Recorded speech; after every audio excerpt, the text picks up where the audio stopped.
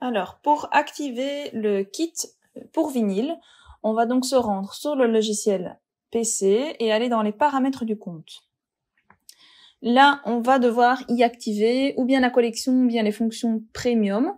Donc là, je pense que c'est une collection de motifs. Donc on va encoder le code d'activation qui se trouve sur la petite carte fournie dans le kit. Donc c'est un code donc que vous pouvez pas vous tromper. Donc c'est des chiffres et des lettres. Les lettres sont toutes en majuscules.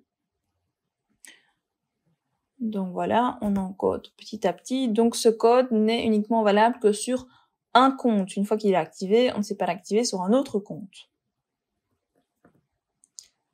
Donc on encode et on fait cliquer sur activer. Donc ici code non valide, donc c'est pas la collection de motifs. Ça doit être alors une collection premium. Je retourne dans les paramètres du compte, activation de fonction. On réencode la série de 4, donc des chiffres et des lettres. On active, et donc voilà, ici ça a bien reconnu le kit la moto ajustable pour vinyle, qu'on va pouvoir donc activer sur le compte pour ce nom d'utilisateur uniquement. Et voilà, donc là c'est validé. Et on va le retrouver dans la liste des différents kits qui sont activés. Voilà, donc cette fenêtre-là, on va pouvoir la fermer. Alors, qu'est-ce que ça a modifié sur le logiciel? Ici, on a ce petit logo qui apparaît en plus avec les différents motifs. Voilà, il y a d'autres choses qui vont s'ajouter, donc que je vais vous présenter après, avec un motif. Donc là, je vous donne déjà une petite idée des motifs qu'il y a fournis.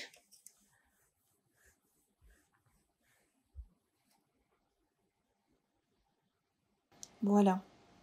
Alors, maintenant qu'on a installé le kit, on va pouvoir sélectionner un motif.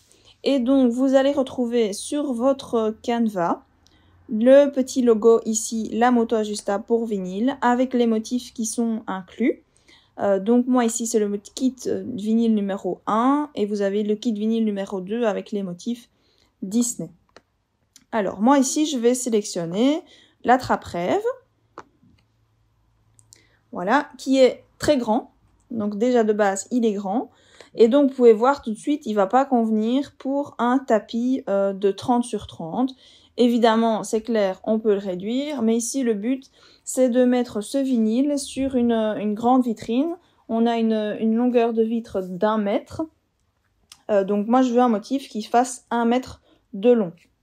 Donc, ça n'ira pas. Et si je sélectionne même mon tapis ou mon chargeur, mon matériel en rouleau, au niveau de la largeur de mon motif, il va être trop large. Donc je vais par exemple aller sélectionner ici mon motif, la taille de mon motif, et je vais mettre une hauteur d'1 mètre, tout en conservant les rapports. Ici, voilà, mon motif dépasse la largeur de mon chargeur de rouleau. Je vais donc devoir le fractionner. Alors, pour utiliser ce fractionnement, je vais aller dans Premium. Alors, d'abord, première chose que j'oublie, d'abord sélectionner la taille de la zone de création. Donc, je vais aller changer la taille de zone de création et je vais aller dans la taille personnalisée. Donc, taille personnalisée pour fractionnement. Alors là, vous pouvez avoir une largeur et une hauteur beaucoup plus grande. On est aux alentours des 1,50 m sur 1,70 m. Voilà, hop. S'il veut bien me l'enregistrer. Voilà. Alors, il y a des mesures bien plus précises, hein, mais ça fait déjà voilà, une grande zone de création. Donc, moi, j'ai pas besoin d'une zone de création aussi importante. En hauteur, si j'ai 1,10 m et en largeur, je vais partir sur 50 cm, ça devrait être bon. Voilà. Et puis donc je vais utiliser ma fonction fractionner. Je vais donc aller dans Premium, fractionnement en cours. Donc ici, il va traiter mon dessin pour le fractionner aux endroits adaptés.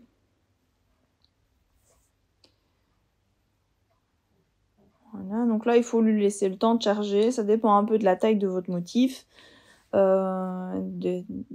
même tous les petits détails de votre motif. Voilà, il faut un peu de patience à ce niveau aussi.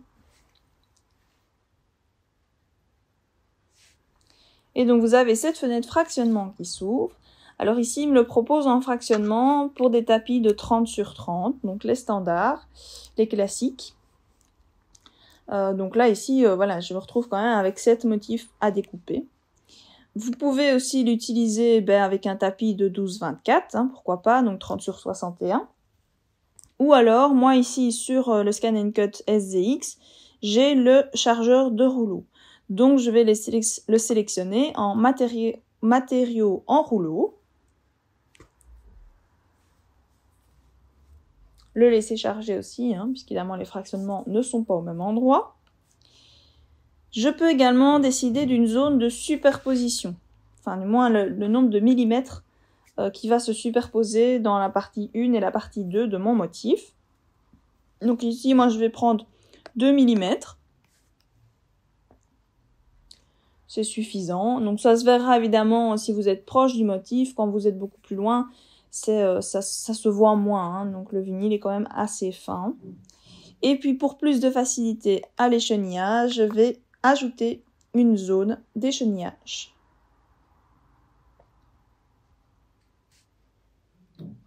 Voilà.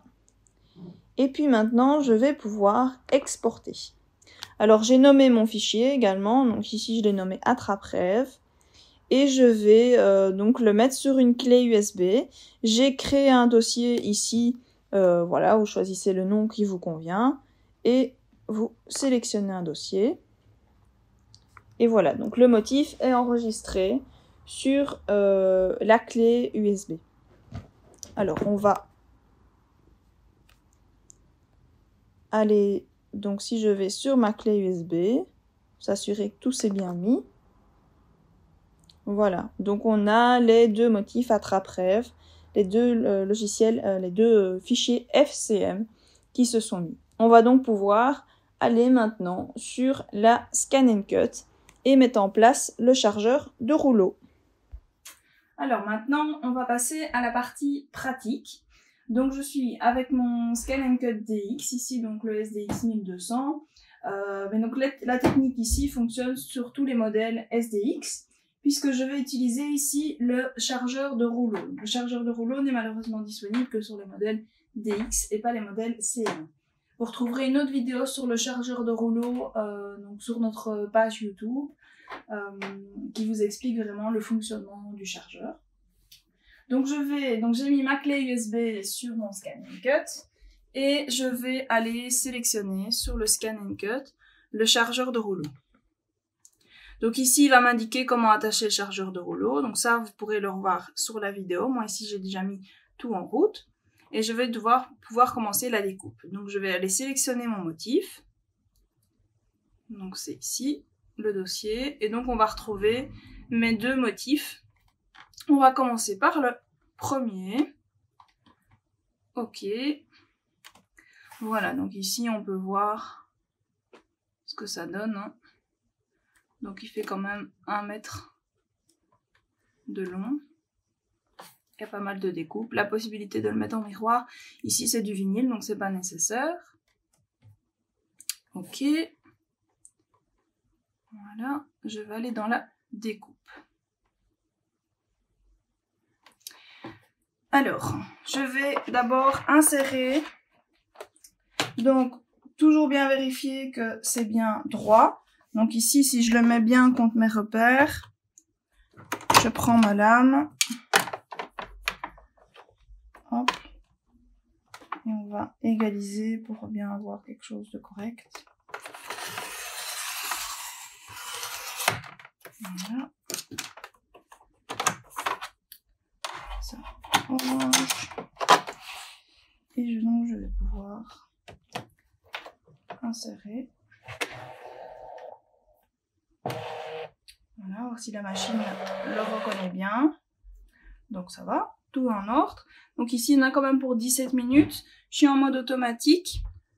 Donc la vitesse ici est mise à 5, c'est les paramètres classiques.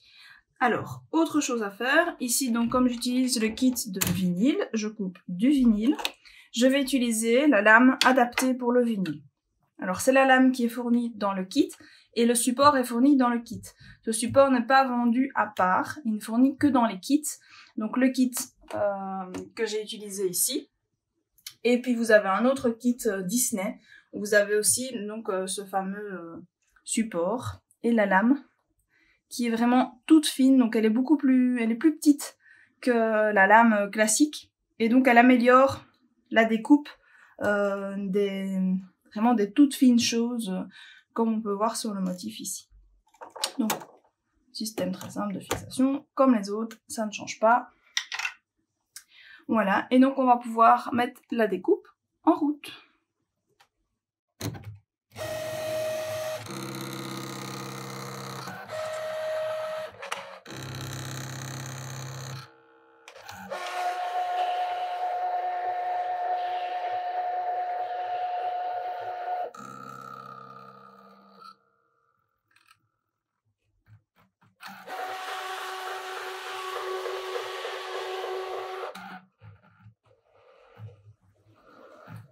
Voilà, donc c'est parti. Donc ici, on a quand même pour un bon quart d'heure.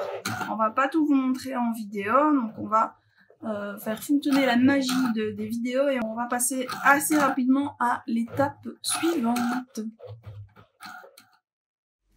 Donc voilà, la deuxième partie est également coupée, enfin terminée. Donc là, je vais terminer.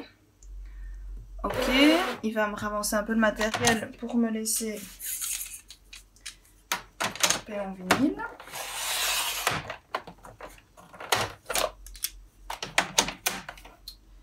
Et je peux l'extraire. On va du temps et donc on l'extrait par l'arrière. Voilà. Alors on voit assez peu les découpes, hein, mais il y a encore pas mal de choses à écheniller sur la deuxième partie. Je vais vous montrer déjà la première partie échenillée.